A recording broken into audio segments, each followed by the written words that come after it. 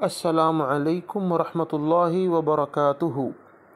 रुक़िया शरिया दो तरह के हैं। एक तो ये है कि जादू, नज़र बद और किसी भी किस्म के नुकसान होने से पहले हिफाजत के लिए अज़कार पढ़ना।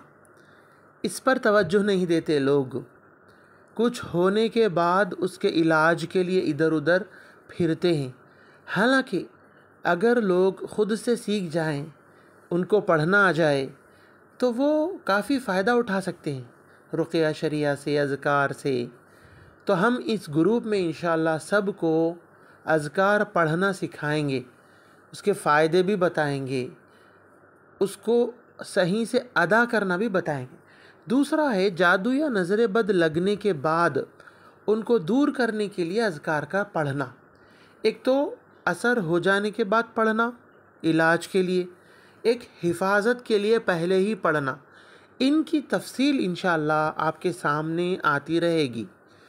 और आप रुक़िया शरिया व अज़कार के व्हाट्सएप ग्रुप में ऐड होना चाहते हैं तो आप इस नंबर पर मैसेज करें 8106126040, या आप taaleem.education ये वेबसाइट विज़िट करें।